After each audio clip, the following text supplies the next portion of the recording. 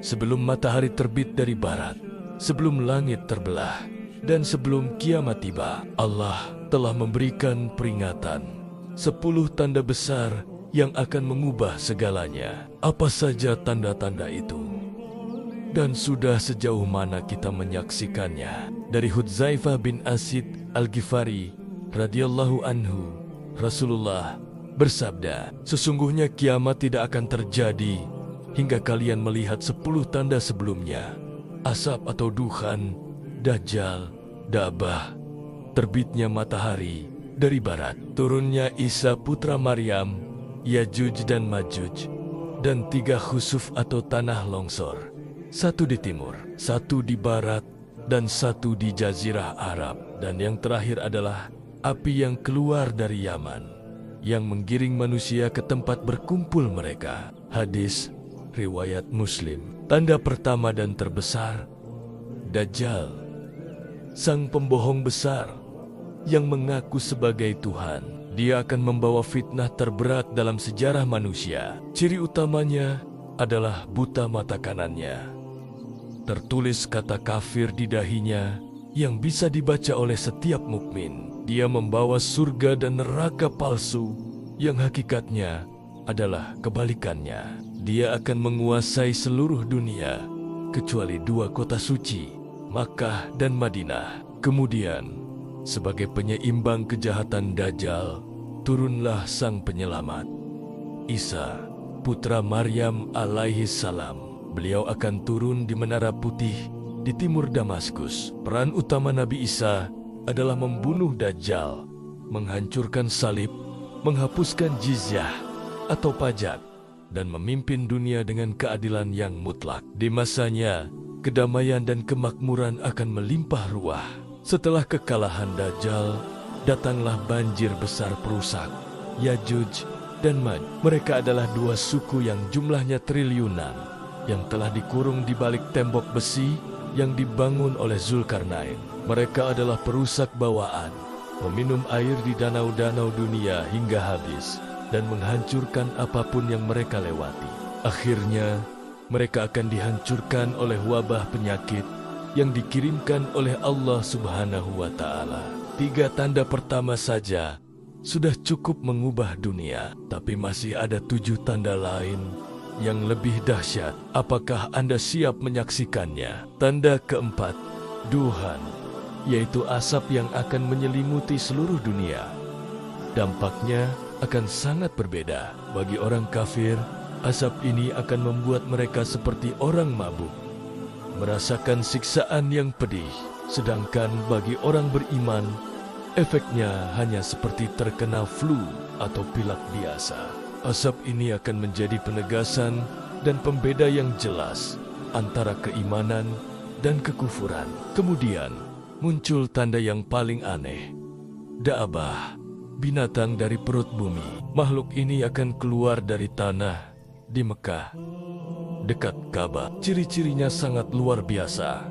Dia bisa berbicara dengan manusia dengan fasih. Dia akan membawa tongkat Nabi Musa dan cincin Nabi Sulaiman. Dengan tongkatnya, wajah orang beriman akan menjadi bersinar cerah. Dan dengan cincinnya, hidung orang kafir akan ditandai sebagai pemisah abadi antara penghuni surga dan neraka. Inilah tanda penutup pintu taubat. Matahari terbit dari barat. Saat peristiwa agung ini terjadi, seluruh manusia di bumi akan spontan beriman kepada Allah. Namun, keimanan mereka saat itu sudah tidak ada artinya lagi. Pintu taubat telah ditutup rapat untuk selamanya. Kesempatan untuk kembali telah berakhir. Tanda ketujuh, 3 tanah longsor besar atau khusuf yang akan menelan sebagian besar daratan bumi. 1 tanah longsor terjadi di belahan timur, kemungkinan di wilayah Asia. 1 lagi terjadi di belahan barat, kemungkinan di benua Eropa atau Amerika. Dan yang ketiga terjadi di pusat dunia Islam, yaitu di Jazirah Arab. Peristiwa ini akan mengubah geografi bumi secara drastis. Tanda ke-8, api besar yang keluar dari dasar kawah Aden di Yaman. Api ini bukanlah api yang membakar, melainkan api yang berfungsi untuk menggiring seluruh manusia yang tersisa menuju satu tempat, yaitu negeri Syam yang kini meliputi Suriah, Palestina, dan sekitarnya. Ini adalah awal dari proses pengumpulan manusia di padang mahsyar. 8 tanda telah terjadi, tapi masih ada 2 tanda terakhir yang akan mengubah segalanya. Inilah puncak dari semua tanda. Tanda ke-9, angin lembut yang mencabut nyawa setiap orang beriman. Angin ini akan berhembus dari arah Yaman, terasa lebih lembut dari sutra. Ia akan masuk ke setiap rumah dan bahkan ke ketiak setiap orang mukmin, lalu mencabut nyawa mereka dengan damai dan tanpa rasa sakit. Setelah itu, yang tersisa di muka bumi hanyalah manusia-manusia paling jahat yang akan mengalami dahsyatnya kiamat. Dan akhirnya, tiupan sangkakala yang pertama oleh malaikat Israfil. Dengan satu tiupan yang maha dahsyat, semua makhluk hidup di langit dan di bumi akan mati seketika, kecuali mereka yang dikehendaki Allah. Dunia akan hancur lebur, gunung-gunung berterbangan laksana kapas, dan lautan meluap. Keheningan total yang mencekam akan menyelimuti alam semesta. Lalu datanglah masa antara 2 tiupan. Berapa lama masa penantian ini? Ada yang berpendapat 40 tahun, 40 bulan, atau 40 hari. Namun yang benar, ilmunya hanya ada di sisi Allah.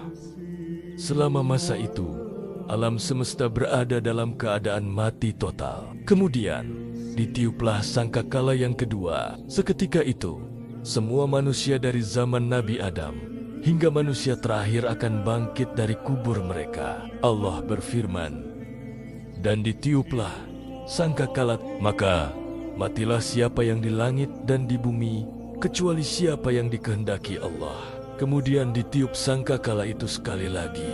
Maka seketika itu mereka bangun menunggu keputusannya masing-masing.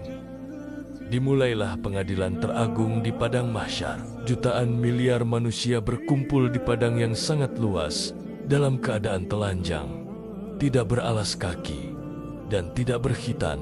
Matahari didekatkan hanya sejarak 1 mil, membuat keringat menggenang sesuai dengan kadar amal masing-masing. Setiap orang sibuk dengan urusannya sendiri, mempertanggungjawabkan setiap perbuatannya di dunia. Tidak ada lagi pertolongan kecuali dari Allah, wahai saudaraku. Tanda-tanda ini bukanlah cerita untuk kita takuti semata, tapi sebuah peringatan untuk kita persiapkan.